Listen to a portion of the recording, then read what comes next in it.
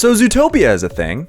I get so frustrated talking about Disney so much because their reach is so pervasive, but the truth is that as much as I hate them, I do have to begrudgingly admit that they make great media.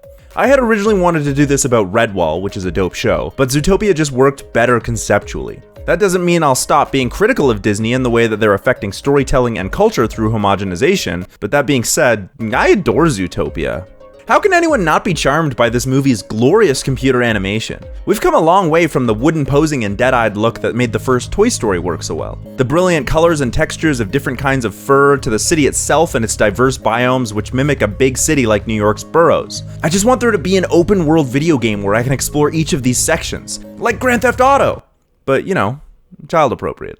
Zootopia is a movie that I watched in theaters, and I was blown away by the colors and animation, but I was also struck by the storytelling. The world of Zootopia is complex and fraught with issues like the real world, and because the story is told from the perspective of a police officer, the movie doesn't shy away from showing how the complexities of having different kinds of people living in one place causes conflict, both apparent and the much more subtle systemic issues. Super poignant given the current conversation around police and prejudice right now. And Zootopia does all this while using animals as its characters. As if the movie title having zoo in it didn't give that away. But the characters being animals is the central point of Zootopia, as it uses this metaphor for the prejudice that exists in the real world with a fair amount of success. I was certainly impacted by the message of the movie, and the fact that the animal characters are used deliberately and pointedly rather than inconsequentially. Because for some reason, humans as a storytelling species really like to use animals to tell inherently human stories. And in Western media, and possibly in all media, no other organization has done this more than Disney. What the actual fuck is Disney's fascination with animal characters? Alright, here we go. Bambi, the Great Mouse Detective, The Princess and the Frog, Oliver and Friends, The Lion King, Robin Hood, Lady and the Tramp, The Aristocrats, The Rescuers Down Under, fucking Mickey Mouse himself. But it's not just Disney. There are tons of other shows and movies that use animals. Busytown, Arthur, Watership Down, Silverwing, and of course Redwall, which is a dope show. And let's not forget non-Western animation like the new Beastars or Odd Taxi, and my personal favorite Usagi Yojimbo, which is apparently getting its own show. Woohoo! And these are all within the last century. Before that we have Rudyard Kipling's Jungle Book, the book, Edgar Rice Burroughs' Tarzan, and Beatrix Potter's The Tale of Peter Rabbit. Zootopia comes from a long line of books, television, and movies that utilize animals to tell uniquely human stories. And although Zootopia actually does something with its animals in a way that is certainly effective, this phenomenon has not always been seen as beneficial. This is because of the way animal characters are humanized, what animals mean in media, and the way society views animal characters. And so today, I want to talk about Zootopia. Zootopia began out of several pitches that were already animal-based. Disney creative Byron Howard, who had previously directed Tangled, my favorite Disney movie by the way, was inspired by works like Disney's own Robin Hood and wanted to return to telling stories with animal characters, but with a twist. Instead of animals with human attributes or animal-like humans living in a human world, Howard wanted to create a brand new and unique world built by the animals. The executives were thrilled with the idea and gave Howard the green light to start working on the film. In its original concept, the film looked more like a 1960s spy thriller, but was already following a rabbit character. During development, the creative team found that they were having the most fun exploring the first act of the story, which took place inside a city setting that was created for the animals' needs rather than fitting the animals into human conceptions. It was decided that this held a lot of potential, and the espionage story and 60s setting were dropped in favor of a more contemporary, straightforward cop film that took place inside the city. At this time, the story was focused on the fox Nick Wilde, with the rabbit Judy Hopps as just a tag-along. But when examining the story and its themes, the team realized that changing focus to Judy made the story come together in a new way. Although this was fairly late in development, and so Howard and Rich Moore of Wreck-It Ralph fame were joined by Jared Bush as co-director to help flesh out this new direction quickly. The script was doctored and the result was Zootopia, or Zootropolis if you live in other parts of the world. Zootopia was a tall order for the animation departments, as Disney had not worked with animals in such a large capacity since 2008's Bolt, so the technology behind fur textures was way out of date. A brand new piece of software developed for Zootopia, aptly called iGroom, allowed for fast but detailed control of the texture, rake, color, and dynamics of each strand of hair. In addition, a secondary unseen layer of fur could be manipulated for the fluffy and plush qualities of the fur, something that had never been done before and with stunning results. This allowed the animators an added level of manipulation for how different animals' furs react to things like moisture or motion, not to mention the amount of personality that characters can convey through how they wear their hair. Just for reference, Elsa has approximately 400,000 individual strands on her head. Judy and Nick have close to 2.5 million hairs each! But it was the voice cast that really brought the characters to life. Jennifer Goodwin was cast as Judy for her soft voice, but the ability to convey strength. Jason Bateman is perfect for Nick Wilde, as his natural voice has this wily and sarcastic tone, but he could be heartfelt without sounding disingenuous. And of course, Alan Tudyk sort of reprises his role from Frozen as the Duke of Weselton. Or Weaselton in this case. It's Weaselton. Duke Weaselton. Best character. I do think it's worth noting the attention to detail that went into the creation of the city of Zootopia itself. The setting feels unique and dynamic, with each biome having its own architecture and atmosphere that are perfectly integrated into the urban setting of the city as a whole. Zootopia as a place is a character almost as much as Nick or Judy. The film was released in early 2016 and instantly charmed the proverbial pants off both audiences and critics with its powerful storytelling, believable and realistic characters, and vibrant setting. It is the second highest grossing movie based on an original concept following James Cameron's Avatar, and it is the 44th highest grossing movie of all time, so yeah, it made bank. Here's a spoiler warning for Zootopia, because I need to go into some details about the plot and characters later, so it's good to have a refresher. Young officer Judy Hopps graduated the top of her class at the police academy, fulfilling her childhood dream of becoming a police officer in the giant metropolis of Zootopia. She starts her first day only to find that she is relegated to parking duty because her superiors and colleagues underestimate her due to her being a rabbit. During her first day, she meets a fox named Nick Wilde and helps him out of a situation, only to later realize that she had inadvertently helped him pull off a hustle. Irritated, Judy is undeterred and manages to arrest a weasel with some stolen vegetables, much to the displeasure of her superior officer, Chief Bogo, who is more concerned with 14 missing animal cases. Judy wants to help and makes a deal that if she can find one otter on the missing animal list in 48 hours, she can stay. Otherwise, she has to give up her badge. The photo of the missing otter leads Judy back to Nick, who Judy tricks into helping her find the missing otter. It's called a hustle, sweetheart. Nick agrees to help, but endeavors to sabotage every new lead Judy acquires. Despite this, Judy and Nick make a pretty good team and find their way to a Mr. Manchas, the last person to see Emmett Otterton. Mr. Manchas is guarded, and rightly so, because he was attacked by the otter as though he had gone savage. But then Mr. Manchas himself appears to revert to an animalistic way and attacks Judy and Nick. When backup arrives, Mr. Manchas is nowhere to be found, and Nick and Judy are both ridiculed. Undeterred, they buckle down, and with the assistant mayor's help, they use the traffic cameras to find where Mr. Manchas was taken. At a secret lab, it appears that Mayor Lionheart is linked to all 14 missing animals having gone savage. Judy and Nick once again call for backup, and the mayor is arrested. Judy urges Nick to become her partner, but when she gives her speech to the media, she misspeaks due to stress and implies that there's something wrong with predator animals that makes them go savage for some reason. This causes a mass panic in Zootopia, as prey animals are now afraid of their predator peers. Her relationship with Nick destroyed and her work having produced the opposite effect of what she wanted, Judy returns home only to discover that the stolen vegetables the weasel had were actually a noxious plant that causes any animal to act savagely. Judy once again teams up with Nick and discovers a plot by the assistant mayor to incriminate predator animals as a bid for power. With some quick thinking and drama, Nick, Judy, and the rest of the Zootopia police bring down the assistant mayor and return Zootopia to its original, less panicked, but still problematic state. From the beginning, it was clear that Howard wanted to create a story using animal characters, but he was interested in differentiating this movie by building the characters a unique world that would look like it was designed by the animals to suit the collective needs of its population. A lot of the fun that comes from watching Zootopia, and I can only imagine in designing it, is discovering what the city and its biomes look like. Hence my assertion that I want to play a game where I can explore them at my leisure. You see, Zootopia is slightly more nuanced than simply using human-like animal characters, because of its metaphor, but also because the concept of animal characters in movies is much more complicated than we generally think. The term anthropomorphosis is used to refer to the act of giving a non-human entity human-like attributes. This can be anything from emotions and intentionality to the odd body part. Let's put one of those beefy arms back on him for good measure. That looks really good. Coming out of the back of his neck there. And this is true in the way the term is used in the vernacular sense, but in regards to animals, it is used to describe animals that have human-like characteristics.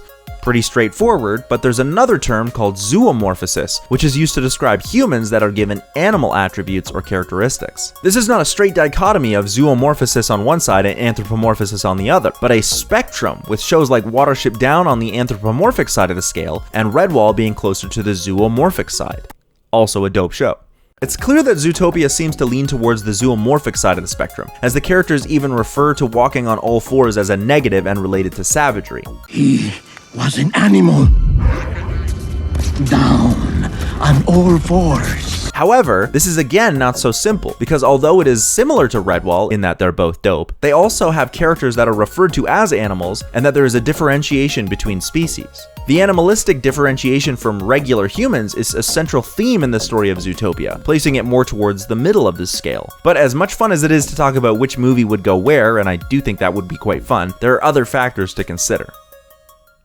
In the history of media, the use of animals is pretty prevalent for various reasons, but the biggest consensus seems to be around the way that humans differentiate themselves from the animal. This kind of othering is a way for us to understand what we are by discerning what we are not. This is problematic, as humans have often seen themselves as different or better than animals, which is not true. We are a different species that just happens to value intelligence over anything else, and we think that makes us superior. This anthropocentrism is also a criticism laid on the use of anthropomorphic and zoomorphic characters. As we give these animals more human characteristics, we misrepresent animal behaviors and devalue animal qualities that are different from human qualities. I think this is a valid criticism. Non-human animals are not lesser, and we should not attribute our values to them. There are some scholars who think that in animation, depending on the way anthropomorphic animals are handled, they're actually more of a fusion rather than a misrepresentation. Zootopia is among the movies and shows that exemplify this kind of synthesis. The animals in the movie are undoubtedly anthropomorphic, or zoomorphic as the case may be, but they also have a history and society with its own problems that are distinctly unique to that universe. This is not a case of dropping animals in to replace humans in our society or using human characteristics to tell a story, but a world where animals have always existed, and the city is once again a great example of this based on the design choices around each animal's needs. This movie has allowed for the synthesis of human and animal into something conceptually brand new.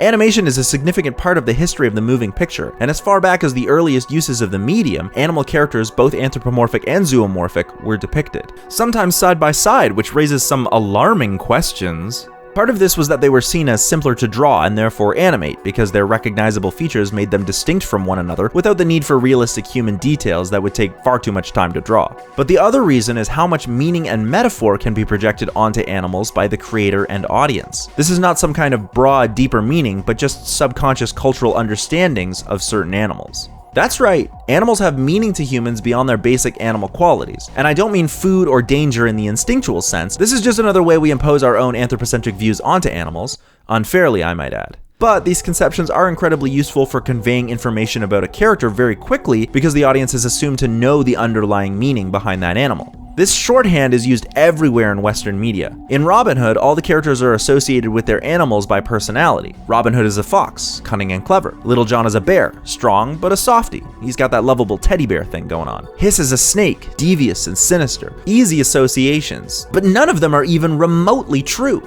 In the West, we think of owls as part of the iconography of Athena, wise and knowledgeable, but owls are in fact pretty stupid as far as birds go. Not that intelligence is the measure of excellence. Kung Fu Panda does this slightly differently, and not because it's an Eastern story. It's still created in the West for Western audiences, but the Furious Five are all based on the 5 traditional classes of Kung Fu. That's pretty clever if you ask me. In Redwall, which is a dope show, mice are used because we tend to think of them as meek, whereas rats are large and plague-ridden, so they make for great bad guys. The association of prey and predator is also used, as the snake Asmodeus is dangerous to mice for this reason, but he also takes on the role of the dragon, as he is literally an ancient serpent that must be slain by the hero. Zootopia has a lot of these kinds of associations too. Rabbits and foxes are often shown as prey and predator, and the movie even gives us an example of that at the very beginning. What crazy world are you living in where you think a bunny could be a cop? We also have the animal associations that the movie reiterates as well. Sly fox, dumb bunny. Not to mention a sneaky weasel. I got movies that haven't even been released yet. Hey, 15% off. 20! Make me an offer. Come on! The difference is that Zootopia uses these animal associations that audiences have to purposefully subvert expectations based on presupposed prejudice, not just in the characters, but directed towards the audience itself as well. The entire time that Judy is attempting to overcome her own prejudice towards Nick for being a fox or predator, we the audience are also being asked to question our conceptions of animal associations. In the end, the villain turns out to be Assistant Mayor Bellwether, a sheep who we tend to think of as weak and easy to lead, only to find that the opposite was true. In Zootopia, sheep can be cunning and malicious, foxes and wolves can be stand-up citizens. Everything can be backwards from our presuppositions. Not only does Zootopia have characters that are easy to become invested in to tell a story about prejudice inherent in the anthropomorphic animals of its world, but it also asks the audience to examine the prejudice and conceptions around how we think about animals and the meaning we ascribe to them apropos of nothing. That might not be as high concept as Inside Out, but damn if that isn't some movie magic mind trickery. Apart from cultural associations with individual animals, there is also the associations that the general public makes about media containing anthropomorphic and zoomorphic animals. As I stated, animals have always been used in art of all kinds, but in animation specifically, which has been misconstrued as only being for children, animals and anthropomorphic characters especially have been seen as a storytelling or rhetorical device used to convey information to young children because of the cute nature of animals. Except that isn't true at all. It's just another false conception that pervades the zeitgeist. Animal Farm is a classic piece of literature that uses animals to tell a story of the Soviet takeover in Russia, and that is not a story for children. That's some dark shit.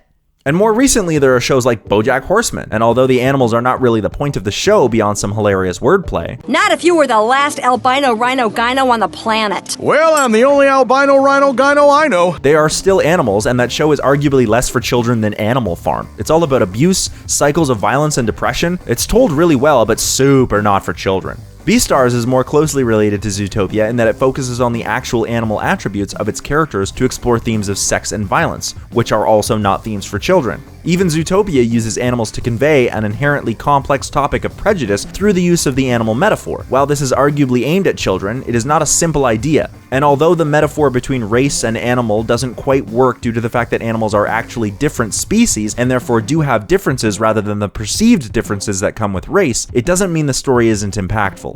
So no, animals are not characters only for children, anthropomorphic or otherwise. If the cultural conceptions of individual animal associations are as pervasive as I mentioned, then these can be used to tell stories for all ages. Also, animation is not a children's medium either.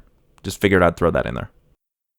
The other association that we make is one that I already mentioned briefly, and that is the view of animals as the other, or the distinctly non-human. This can alienate some watchers from engaging with characters that are so distinctly different from them, but I would argue that the act of anthropomorphosis or zoomorphosis is designed to make the creature less other, and therefore removes this obstacle. And if we go back to the concept of this being a brand new entity or synthesis for the purposes of animation, then conceptually empathizing with the character isn't really an issue. Human facial aspects play a huge part in anthropomorphosis in animation. That's why the live-action Lion King doesn't play out as well as the animated one when conveying character emotion. Animation is inherently more malleable, and the unrealism of anthropomorphic characters is largely what makes them so appealing to animate for the purposes of storytelling. Zootopia is a great example of the fascinating way that animal characters can be used to tell a story, but it's not the only show to do this. Like I said, Redwall is a dope show, but there are plenty of other shows that play with the anthropomorphosis or zoomorphosis of animal characters, the cultural conceptions surrounding what individual animals mean, and the way that people view media with animal characters, some of which even subvert audience expectations of what animated animals mean in terms of age group. Anthropomorphosis is pervasive, and most of what I've focused on is only in Western conceptions, and even then there are historical and cultural items I didn't even touch on because there's just so much information on this phenomenon. What I do think is that despite there being a great number of shows and movies that do this, Zootopia expertly uses these concepts to create a narrative where the point of the story is that the characters are animals. And this is both for the purposes of in-world prejudice and the meta-narrative preconceptions of animated characters used to carry the metaphor over to audiences. And that is why I think Zootopia is particularly clever in its use of animal characters. Here are my stray thoughts. Although I do think that the phenomenon does affect media with anthropomorphic characters, I purposefully did not mention furries or the furry movement because I wanted to focus on the concept of anthropomorphism in animation and not the psychology or sociology of furries. But no offense was meant. They seem like nice people anyway. There really are a lot of shows that use animal characters, and I didn't even touch on the idea of companion animals that can talk in animation because that's a whole other can of worms. There are rumors of a Zootopia sequel, and I do hope we get one, especially because of the conversations happening around officers and the use of prejudice that Zootopia could really pull off quite well. I really wanted to use Redwall as the example, and I still think it could have worked, but I will find another way to talk about that show. It is dope. And so is the book series. And apparently it's getting a new remake too. Woohoo! Hey! Thanks for checking out this episode. There's a lot more information on zoomorphism and anthropomorphism, so be sure to check out the citation down below. It was a lot of fun to talk about Zootopia, but I also have a lot of respect for this movie because it's an original concept. Check out our other channel, the Cinemasters, for more discussions about movies. Don't forget to mash that like button and subscribe so you'll never miss another episode of This Is a Thing, or the long and the short of it, or anything else we got going on right here on Cinemasters Ultimate Timeline.